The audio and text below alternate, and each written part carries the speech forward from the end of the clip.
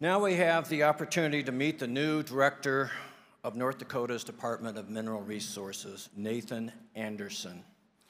This is his third day on the job, so we'll hold off on the difficult questions until next week.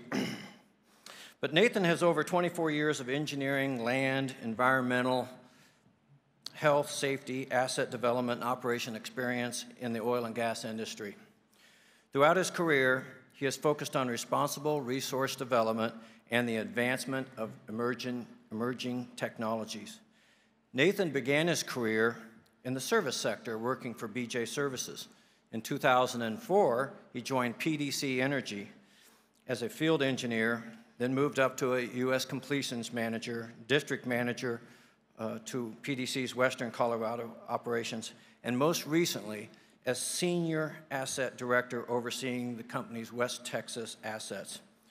Nathan has worked on drilling and completion projects throughout the United States, including Texas, Colorado, Wyoming, New Mexico, Michigan, North Dakota, Kansas, and Ohio. Nathan is a native of North Dakota, born in Minot, and received a BS in geology from North Dakota State. Somewhere Ron is smiling. His interests include family, coaching, hiking, camping, hunting, and fishing. He'll fit right in. Nathan and his wife, Brady, have 3 children who love their family cabin on Lake Sakakawea. He has big shoes to fill with Lynn Helm's retirement, but he is the right man for a job.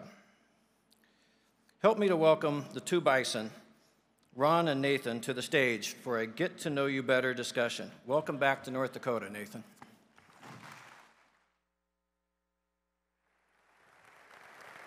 Thank you, Mr. Chairman. Well, Nathan, welcome to the job. Thank you, Ron.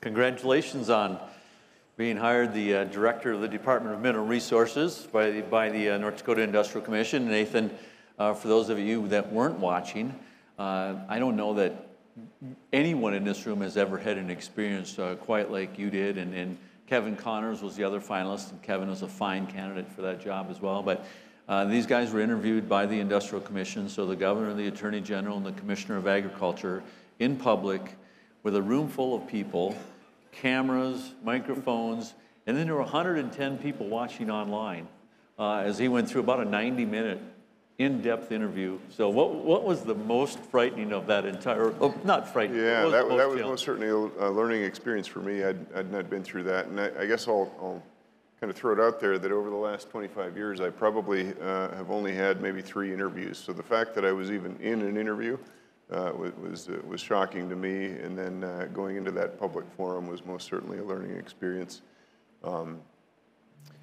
I would say listening to the commissioner's questions, multi-part questions, and then being able to try to remember that while cameras were going off was probably the most difficult aspect of it. The entire process was actually three interviews, and that being the final part of that. But before we really get started, I want to just say thanks to the NDPC for having me here today, and thank all of you for the early vote of confidence. And I think it's important for me to take a moment to thank all of the employees at the DMR. They've done an incredible job with the state, and I have a slide to help illustrate that here in just a little bit. But I also want to congratulate Lynn on another congratulations to him on an incredible career and a team that he's built at the DMR. Production during his time has skyrocketed in large part due to the shale revolution, and but just what an incredible team that he's built at the DMR, and I'm super excited to be coming back to my home state and moving my family back here, and just want to congratulate Lynn if he's out there, and wish him well in his future endeavors. So. Well, you've done 3 interviews. You're going to do a lot of interviews at this job. You might do 3 today, so you might do 100 a week some weeks. So you're going to do just fine. So and I really think that you've heard from 2 of the top CEOs, and with your PDC experience, which we'll go through, you're the guy that needs to take us from a regulatory process to the entirely new levels of where this play in the Williston Basin is going to go. So this is Nathan's 3rd day on the job. You've got about an hour and a half in the office, I think. So he's been on the road. We can talk about that. But this is not about grinding you out on what are the key issues. This is about just getting to know you and giving everybody a chance. And we're going to have Nathan at the lunch lines over there when we're done. So everybody here gets a chance to at least say hi, and then you're going to be around for the next day or two. So let's find out who Nathan Anderson is. So tell us about your background and your experience. Yeah. So I have 25 years of oil and gas experience. My entire 25 years has been in the energy industry. Like Todd mentioned, I started in the industry after graduating from North Dakota State with a degree in geology, working in the service sector for BJ Services. And I had the opportunity, I'll kind of lead with this, I had the opportunity to go to work in Grand Prairie, Alberta, up in the Hibbing area, working in the taconite mines in northern Minnesota, and then an opportunity in Colorado. And I went with the oil and gas opportunity in Colorado. And that was really kind of the start of my career back in 1999. I did that for about 4.5 years, had great experience there. And then I went to work for a company called Petroleum Development Corporation, which later was rebranded to be PDC Energy. And those that have been in the Bakken since kind of the infancy of that know that PDC Energy was here in the very early days. I was with them for 20 years in various capacities, starting as a field engineer and ultimately finishing my career there as a senior asset director in the West Texas assets. Then Chevron acquired PDC Energy, and I was on a transition role with Chevron for about the last year. And I had worked that, and since June, I've been unemployed. So my new employment, my new career started a couple days ago, and looking forward to that. So that's a little bit about my career, and I could share more about that in person sometime when we meet more. So. Great.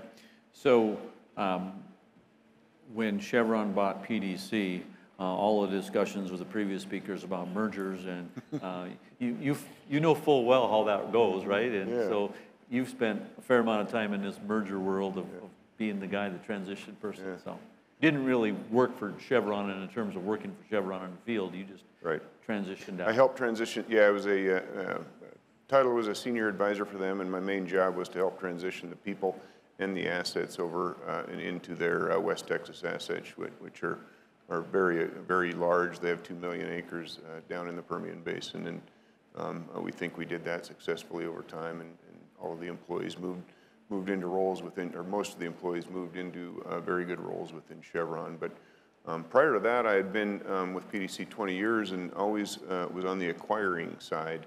And so being on the acquired side has been most certainly a learning experience for me too, but one that has really taken me out of my comfort zone, and then ultimately put me in this position here where I get to serve the state of North Dakota, the industry, and the people of the state. So I look forward to this. You've spent a couple days meeting with staff, just trying to figure out how this is going to go, and so. What's your message to your team been thus far? What is there, about 100 DMR employees? Yeah, I think there's about 110 and some temp staff. Mark's here, and he would know that exact number. I really just went out to the field offices and the Bismarck office with the idea of getting to meet them, understanding a little bit about me, and I have another slide here in a little bit that I'll show some of the commitments that I've made to them early on. Letting them know that I'm a very people-oriented, relationship-driven person, and that'll be they will be first and foremost for me, along with the people of the state of North Dakota. So your family is living in Denver, and you bought a house, and your wife's going to get to see it soon. Is that right? I just told Ron backstage that my wife flies in on Thursday, and she's excited to see the house that I chose. So I'm really hoping, I'm praying that she likes it, but... we hope she does too, by the way. We don't want to go through this process again. Exactly. Yeah, so tell us about your message to your team, and you got a couple kids that are going to be coming to the Bismarck Public Schools or Bismarck school system somewhere, right? So yeah. I think you can see those slides right here. So. Okay, is it up here? Yeah, it should. All right. On the left is my daughter Britta. She is 9, just turned 9 this past weekend, and she's into Irish dance specifically, and she's pretty darn good at it. And one of the things that we have to solve for when we move to Bismarck is finding a studio that has Irish dance. Norwegian dance is probably pretty good. We can go to the Hoostfest up in Minot and figure. So she does that, runs track and field. In the middle is my son Blaze. He's 13. He plays football, lacrosse, and hockey. That's a picture of him there in his hockey locker room. He's pretty good at that. He plays for a team called the Rocky Mountain Rough Riders right now. And one of the neat things about that is the Rough Riders have 2 logos, and the other logo that's not on his shirt is the Teddy Roosevelt logo with the glasses. So I thought that was a pretty cool thing. This past weekend, him and I were in Minneapolis he was playing in a tournament. I was paying for it.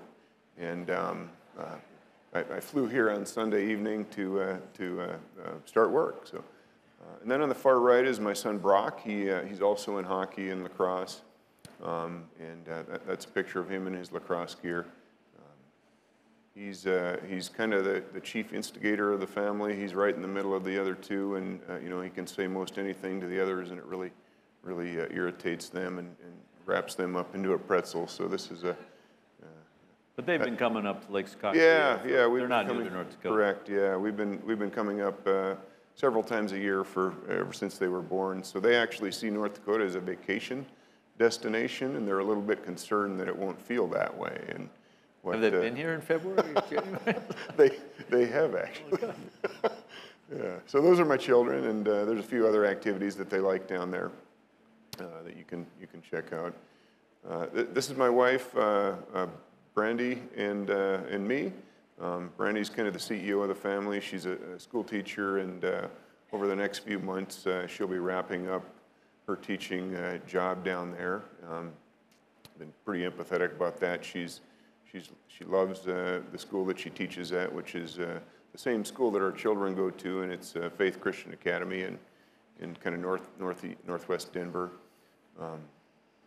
Our dog on the right is Hattie, and she's a 6-month-old Bernedoodle, and I am a hockey fan, so Hattie actually stands for hat trick for any of the hockey fans that are out there right now. But Rick Moncrief's wondering if that dog retrieves pheasants. It definitely does not. Oh.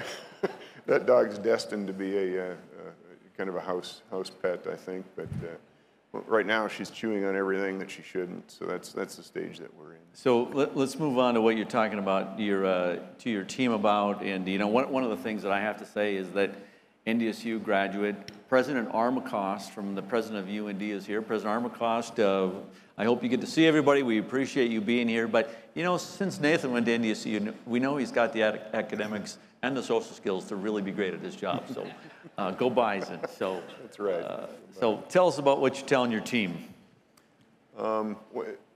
Which slide is up there? Is that my? I think it's next slide. My leadership message. Yeah. All right. I've had 9 slides that I've been showing the team over the last couple of days, and I have the Dickinson field office tomorrow. But this is a vision slide of my leadership, and I created this about 15 plus years ago. And what I think is that it's a really good representation of who I am as a leader and what I believe in. I did create this in a public company type setting, and as I go through it with the team at the district offices, I recognize that I think it will work in this particular role as well. But a few of the things that are important for me there, I won't read every word, but a couple of the words that I think are important there are building solid relationships. That's who I am as a person. I like to receive buy-in. I don't typically go off rogue on anything myself and start making decisions without good buy-in from the team. Empowering people, I'm big on that. Creating accountability, individual accountability to the goal and the team. Trust is foundational for me because that's a starting point for building respect, and then really giving ownership to the employees. Effectively communicate.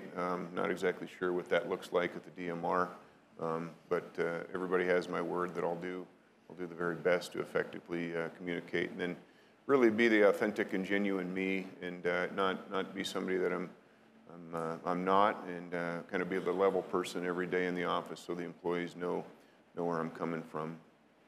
The bottom line I created is critically important, I think, for this industry, but it has been for me in creating what I believe to be very high-functioning teams, and that's creating a culture of environmental health and safety, and an environment where everybody's empowered to ask why, to continue to foster innovation, and then just really have that environmental health and safety culture that I think it's important for all of you to have that, in my opinion. The industry is typically under scrutiny over all things environmental health and safety, and I just encourage everybody in here, your companies, to really foster that type of culture within your team. So that's a little bit about my vision on leadership, and that's one of the messages that I've been sharing with the team over the last couple of days. You've got another slide here showing it when you were last here. If they want to put that slide up, I thought that was... All right, so this is my icebreaker slide, and this comes directly from the DMR website, and many people that know me understand that my creativity around humor isn't always the greatest, but this is what I could come up with. So I've noted on there that the last time I actively worked the Williston Basin was right there when oil was well below the 5 line there. And as soon as I left, it shot way up to where it is right now. So I guess when I look at that, all I can say is that you all, the DMR and the team in North Dakota has done incredibly well since I left. So I hope that's not a negative on me, but that was my icebreaker slide. So Lynn would say that is exactly when he left industry and he started working at the Department of Mineral Resources. DMR, yeah. So when we talk about pretty big shoes to fill, I mean, Lynn actually came out of retirement last week and gave a speech at the Greater North Dakota Chamber of Commerce, and I hope everybody here can see it, or we can get Lynn to do it again sometime. But it was really a look back on what happened in oil and gas, and how did we make some of this happen, and we relived all the things like, gas flaring at 36%, crude by rail, not being able to move any crude, Dakota Access Pipeline, all these things that we have all lived through, filter stocks. But it was really about the governor's message of innovate, not regulate. And, we become problem solvers. And I think that was his message, is that you have to work together with all the different parties, this room, the legislature, your staff, the public, the mineral owners, the shareholders, everybody to solve problems. And so maybe you want to just talk a little bit about how you see that playing forward, because I think it's such a big aspect of our success in North Dakota. Yeah, I told the team last couple of days that I'm not a problem looking for a solution. I think it's smart regulation within the state. I think it's when there's an issue, you work with the team. Mark and I have had quite a bit of conversation over the last couple of days as we've driven across the state about what that looks like.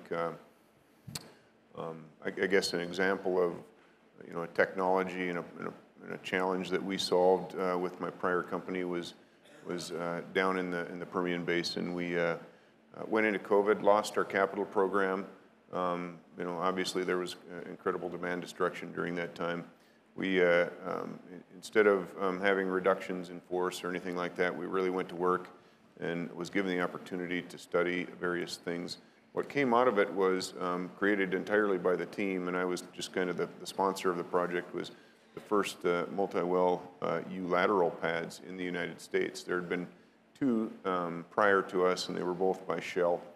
And we came out of COVID, prices recovered just a little bit, and we went to work, and we actually received approval from the board to drill those. And just the idea that there is a very, very solid application for that, given the right land situation and the right rock stress situation. So that was one example of when we did that. Sure. Yeah. So I don't know if this came up. I know it didn't come up in the interview because I watched it, but so you've got about 100 days, the way I see it. The North Dakota legislature begins on January 3rd or 4th.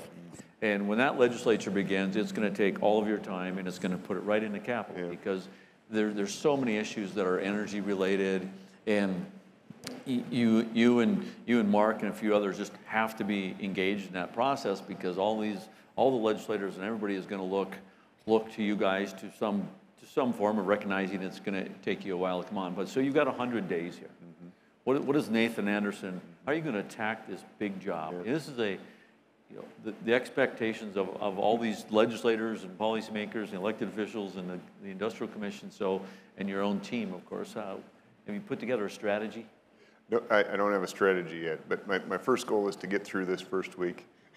And today, and hope the wife likes the house. Yeah, that's right, this presentation in particular.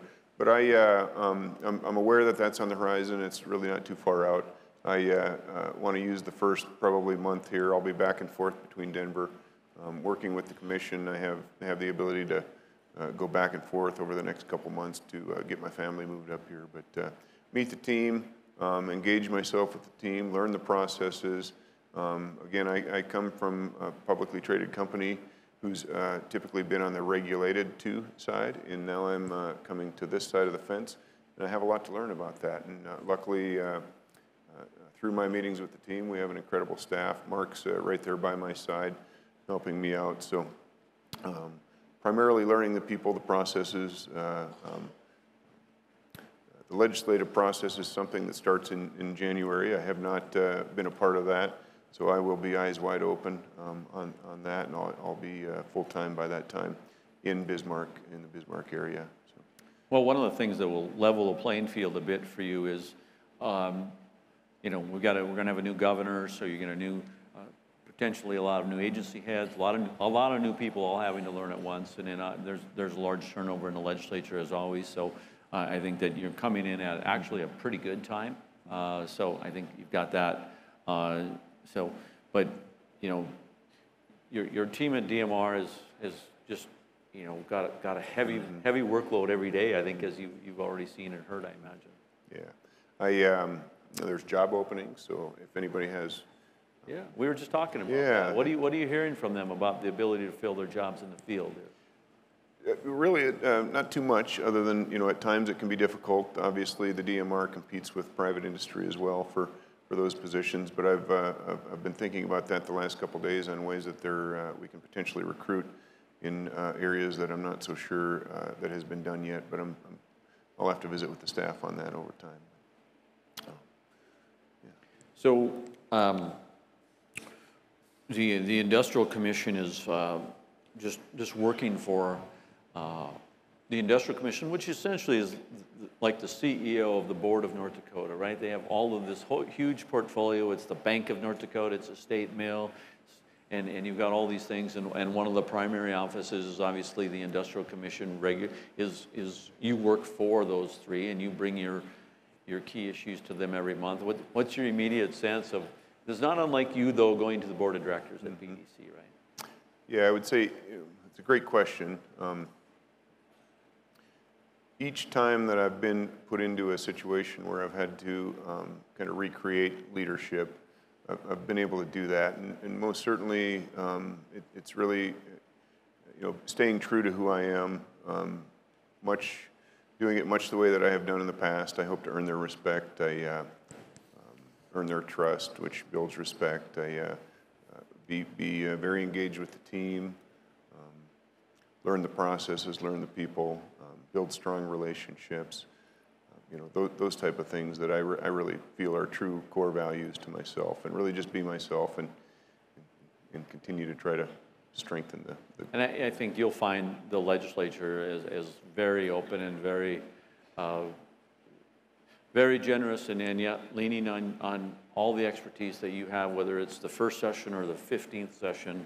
That the reliance in North Dakota on the experts, on those people they need advice from. You'll be quite surprised at how forthcoming legislators are and wanting support and advice and leadership for them. So that will just come over time. So we think that's certainly, it's a big part of this job, because the policy that we've talked about and we'll talk about the next few days doesn't just end at the regulatory agency. It's really established by the legislature who sets the law, and so we think that's a big deal as well. So Nathan, I think We're going to, lunch is going to be served back there. I'm going to encourage Nathan to head back there, and as you're standing in line, we're going to grab lunch, come back in here. We've got tables reserved up here for the award winners today. Lunch for the award winners and our board members and others is over here. So, but first of all, on behalf of the Petroleum Council and our 550 members and over 50,000 employees, congratulations and welcome to the job. Thank you, Ron. Thank you to the NDPC for having me here today. All right, we'll just, lunch is ready back there, so everybody, you get your food back there, return in here, and we'll get started after everybody is through the line. We got a great lineup at lunch, so thank you again for coming.